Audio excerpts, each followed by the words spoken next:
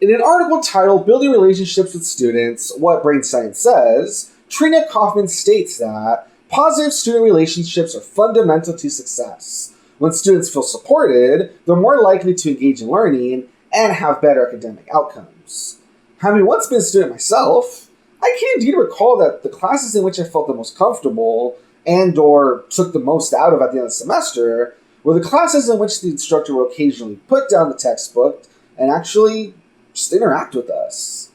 Whether it was a small rant about a pigeon that seemed to be stalking her from my Psych 101 professor, or the story of their Chinese friend Dan, who didn't believe in the concept of grudges in my conflict and negotiation class, the fact that these professors took the time to build rapport with us, our students, still makes them stand out in my mind all these years later.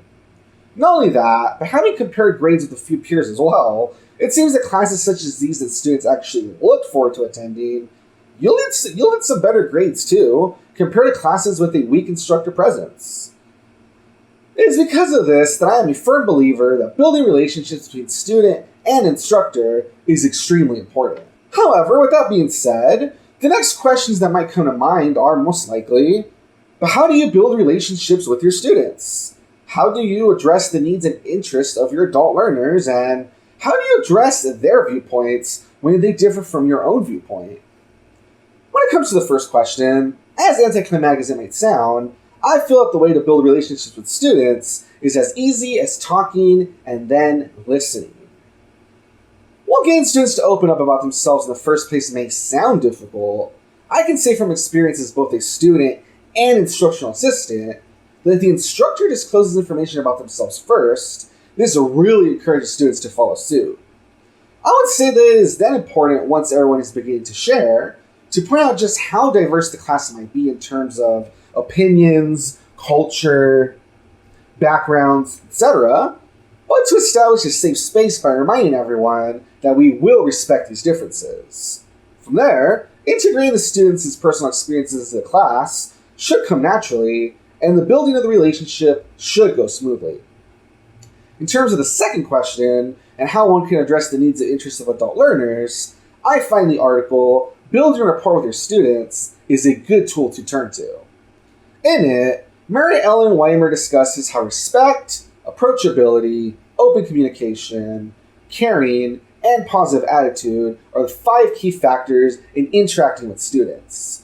While these may seem like obvious concepts, I believe that keeping these in mind while also considering how you as an adult learner would want to be treated goes a long way. For instance, if you were in the student's shoes and having trouble with an essay, how available would you want the instructor to be? Or if you were having trouble with attending class due to personal issues, how would you like to be approached? Indeed, I feel that once again, just listening while also being empathetic goes a long way.